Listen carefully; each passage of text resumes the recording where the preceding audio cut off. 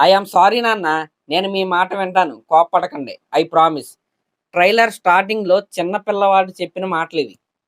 Cut చేస్తే మన రాయా character ఆ పిల్లోడి వైపు గన్ అయితే గురిపెట్టి కాల్చేస్తున్నాడు. ఆఫ్‌కోర్స్ బుల్లెట్ అయితే తగలలేదు. ఎందుకంటే ఆ కుర్రోడే పెద్దోడయ్యి రివెంజ్ తీసుకోవడానికైతే వచ్చాడు కాబట్టి. ఇంకొక ఫ్రేమ్ ఉంది చూడండి. జోకర్ గెటప్‌లో ఆ పిల్లోడైతే ఉన్నాడు. ఈ ఫ్రేమ్ చూడండి. ఇక్కడ కీరా అద్వానీ గారితో ఆ పిల్లోడైతే మాట్లాడుతున్నాడు. కీరా అద్వానీ గారేమో మదరు, ఆ పిల్లోడేమో ఆవిడ సన్ అనమాట. అక్కడ కీరా అద్వానీ గారు చెప్పిన డైలాగ్ ఏంటంటే, ఆయనకి నా మొహం చూడటం ఇష్టం లేదు. నువ్వు జోకర్‌వి కాదు బాస్టర్డ్ అని ఆ పిల్లోడితో అయితే కీరా అద్వానీ అయితే మాట్లాడుతుంది.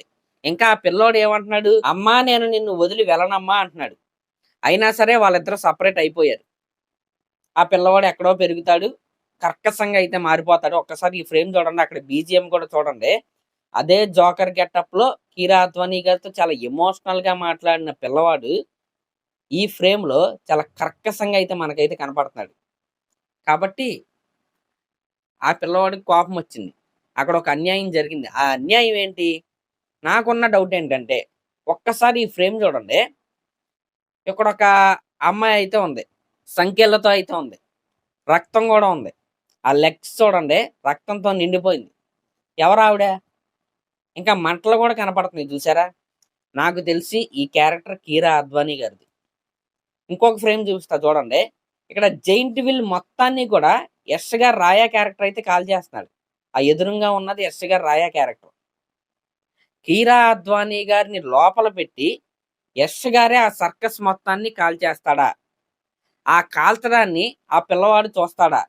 చూసి గుండెల్లో వాళ్ళ తండ్రిపై అంటే ఆ పిల్లవాడి తండ్రిపై పగనైతే పెంచుకొని రివెంజ్ తీర్చుకోవడానికి వస్తాడా? ఈ ప్లాట్ అయితే నాకు ఇందాకే అనిపించింది. అంటే నిన్న చూసినప్పుడు ట్రైలర్ అయితే నాకేం అనిపించలేదు. కానీ ఇందాక చూస్తే ఈ ప్లాట్‌కి నేనైతే కనెక్ట్ అయ్యా. కీరా అద్వానీ గారికి, ఆ పిల్లవాడికి, రాయా క్యారెక్టర్‌కి నేనైతే కనెక్ట్ అయ్యా. హోల్ మూవీ ఏదైతే ఉందో, ఆ సోల్ ఏదైతే ఉందో ఈ 3 క్యారెక్టర్స్ మధ్య ఉంటదని నాకైతే అనిపిస్తుంది. ట్రైలర్ లాస్ట్ 1 మినిట్ చూసుకుంటే ఫైటే మనకైతే కనపడుతుంది. రాయా క్యారెక్టర్‌కి, టికెట్ క్యారెక్టర్‌కి. అసలు ఆ ఫైట్‌లో ఎవరు గెలిచారనేది మనం సినిమాలో అయితే చూడాలి. అసలు ఆ టికెట్ క్యారెక్టర్ నిజంగానే వాళ్ళ ఫాదర్‌ని చంపడానికే వచ్చాడా? లేకపోతే దేనికొచ్చాడనేది మనం సినిమాలో అయితే చూడాలి. ఇంకా నాకున్న డౌట్ ఏంటంటే, ఇక్కడ యష్ గారికి అంటే రాయా క్యారెక్టర్‌కి నంబర్ ఆఫ్ కాంటాక్ట్స్ ఉంటాయి అమ్మాయిలతో. నయనతార గారితో కావచ్చు, రుక్మిణి వసంత్ గారితో కావచ్చు, తారా సుతారియా క్యారెక్టర్‌తో కావచ్చు. ఇలా నంబర్ ఆఫ్ ఉంటాయి. అయితే వాళ్ళందరిలో ఎవరిని కూడా రాయా క్యారెక్టర్ అయితే ప్రేమించదు. కానీ తెలియకుండా కీరా అద్వానీ గారితో అయితే ప్రేమలో పడిపోయి ఒక పిల్లవాడిని కూడా కంటాడు. యాక్చువల్ నాకిక్కడ ఏమనిపిస్తుందంటే అసూయ అనేది ఇక్కడ క్లియర్ కట్‌గా అయితే మనకైతే కనపడుతుంది. ఆ మిగిలిన 3 లేడీస్ ఎవరైతే ఉన్నారో రాయా క్యారెక్టర్‌కి కీరా అద్వానీ గారి క్యారెక్టర్ పైన ద్వేషం పెరిగేలా చేసి రాయా క్యారెక్టర్‌తోనే కీరా అద్వానీ గారి క్యారెక్టర్‌ని చంపించేశారా? అదే ఈ సినిమాలో ఉన్న ప్లాట్ ట్విస్టా అనిపించింది. నయనతార గారి క్యారెక్టర్ కూడా అంత పాజిటివ్‌గా అయితే నాకైతే కనిపించట్లేదు. ఏ క్యారెక్టర్ పాజిటివ్‌గా నాకైతే కనిపించట్లేదు. ఒకే ఒక క్యారెక్టర్ కీరా అద్వానీ గారిది మాత్రమే నాకిక్కడ పాజిటివ్‌గా అయితే కనపడుతుంది. ఇంకా ట్రైలర్‌లో ఒక ఫ్రేమ్ ఉంటది. ఒక సిరీస్ ఆఫ్ ఈవెంట్స్ అయితే ఉంటాయి. ప్రతి క్యారెక్టర్ చాలా బాధతో ఏడుస్తా ఉంటారు. అంటే ఎందుకు? అక్కడ ఏం జరిగింది? ఒక గొప్ప అన్యాయం లేకపోతే ఒక ఓవర్ డ్రామాటిక్ అంటే ఒక విషాదం జరిగితే తప్ప ప్రతి క్యారెక్టర్ అలా ఏడవదు. అంటే వాళ్ళ లైఫ్‌లో వాళ్ళు చేసిన తప్పులను తలుచుకొని అలా ఏడుస్తున్నారా? లేకపోతే ఆ సిట్యుయేషన్ ఎందుకొచ్చిందనేది మనం సినిమాలో అయితే చూడాలి. ఈ రకంగా యాక్షన్ ఉంది సినిమాలో. కానీ యాక్షన్ ఓరియెంటెడ్ సినిమా కాదిది. ఎలివేషన్ ఓరియెంటెడ్ సినిమా కాదిది. Drama oriented cinema. ట్రైలర్ కట్‌ను గూడా ముందుగా వాళ్ళు అందుకే ఈ రకంగా రిలీజ్ చేశారు. ఈ రకంగా కట్ చేశారు. ఓ పెద్ద పెద్ద బీజీఎమ్స్ లేవు. అంటే యష్ గారు కనపడంగానే అదిరిపోయే బ్యాక్‌గ్రౌండ్ మ్యూజిక్ కొట్టేయలేదు. సీన్‌కి తగ్గట్టుగా కొట్టారు. డ్రామాని ఎలివేట్ చేసే రకంగా బీజీఎం అయితే ఉంది. అంటే ఆడియన్స్‌ని ప్రిపేర్ చేస్తున్నారు. ఈ సినిమాలో డ్రామా ఉంటది. దానికి ప్రిపేర్ అయ్యి రండి. టూ మెనీ ఎమోషన్స్ ఉంటాయి. టూ మెనీ క్యారెక్టర్ ఆర్క్స్ ఉంటాయి. వాటికి ప్రిపేర్ అయ్యి రండి. ఇంకా ఈ సినిమా ఓన్లీ పెద్దవాళ్ళకి మాత్రమే. పిల్లలు అసలు రావద్దు. చిన్న మైండ్ సెట్ ఉన్నవాళ్ళు అసలు రావద్దని మనకు క్లారిటీ అయితే ఇచ్చేశారు.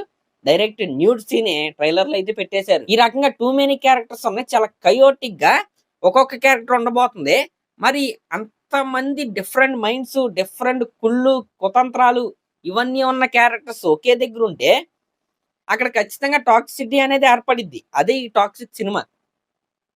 ఆ టాక్సిసిటీకి ఎలా ముగింపు పలికారు అనేది మనం ఈ సినిమాలో అయితే చూడాలి. నిజం చెప్తున్నా, ఫస్ట్ టైం ట్రైలర్ చూసినప్పుడు నేను మాట్లాడిందే నా ఫస్ట్ ఒపీనియన్. కానీ ఈ రోజు చూసా మళ్ళీ. ఎందుకంటే కేజీఎఫ్ తర్వాత వస్తున్న సినిమా అంత అల్లాటప్పగైతే వీళ్ళైతే తీరని చూస్తే నేను కనెక్ట్ అయింది కీరా అద్వానీ గారి ప్లాట్కి, ఆ బొడ్డోడి ప్లాట్కి. దానికైతే నేనైతే కనెక్ట్ అయ్యా. ఈ రకంగా అయితే నాకు ఈ సినిమా స్టోరీ అయితే అనిపిస్తుంది. ఆ పిల్లోడు కూడా రివెంజ్ తీర్చుకోవడానికి వచ్చాడని నేనైతే అనుకోవట్లేదు. తన తండ్రి అయిన రాయా క్యారెక్టర్ కళ్ళు తెరిపించడానికి వచ్చాడని నేనైతే అనుకుంటున్నా. ఎందుకంటే కీరా అద్వానీ గారి క్యారెక్టర్ ఇందాడ ఒక డైలాగ్ చెప్పిందని చెప్పాను కదా, ఆయనకి నా మొహం చూడటం ఇష్టం లేదు. ఎందుకు ఇష్టం లేదు? ప్రేమించాడు, పిల్లోడికి అన్నాడు. ఎందుకు ఇష్టం లేదు? దానికి ఒక కారణం ఉంది. అంటే కీరా అద్వానీ ఏమైనా అన్యాయం చేసిందని మిగతా లేడీస్ ఏమైనా క్రియేట్ చేశారు ఆ రాయా క్యారెక్టర్ మైండ్లో. అది పోగొట్టడానికి కొడుకు మళ్ళీ తిరిగి వచ్చాడా, తండ్రి కళ్ళు తెరిపించడానికి? ఈ రకమైన డౌట్స్ కూడా నాకైతే వస్తున్నాయి. ఈ రకంగా సినిమా కనపడడానికి అడల్ట్ కంటెంట్ లాగా కనపడుతుంది, కానీ ప్యూర్ హ్యూమన్ ఎమోషన్ అయితే క్లియర్ కట్గా అయితే మనకైతే కనపడుతుంది. మరి దానికి ఏ రకంగా కనెక్ట్ అవుతాం అంటే, దానికి కనెక్ట్ అయితే ఖచ్చితంగా సినిమా పెద్ద హిట్ అయింది, దాంట్లో డౌట్ అయితే లేదు. ఆ డ్రామాకి కనెక్ట్ అయ్యామా సినిమా పెద్ద హిట్ అయింది. సినిమా రిజల్ట్ మెయిన్ అంటే బేస్ అయ్యి ఉన్నది ఆ డ్రామా పైన. ఆ డ్రామాకి ఆడియన్స్ కనెక్ట్ అయ్యారా, అలా చూస్తారు. ఆహా అలాగా ఇలా జరిగిందని. ఒకవేళ మిస్ఫైర్ అయిందా, నిన్న మనం మాట్లాడుకున్నాం కదా ల్యాక్ ప్రోమాక్స్, ఈ రకంగా అయితే మాట్లాడుకుంటారు. మరి అది నాకు అనిపించిన డీటెయిల్స్ అయితే నేనైతే చెప్పాను. నాకున్న సెకండ్ ఒపీనియన్ కూడా నేనైతే ఇప్పుడైతే చెప్పాను. మరి మీకు కనిపించిన డీటెయిల్స్ ఏంటో కింద కామెంట్ చేయండి. అలాగే లేటెస్ట్ సినిమా అప్డేట్స్ కోసం మన ఛానల్ అయితే సబ్స్క్రైబ్ చేసుకోండి.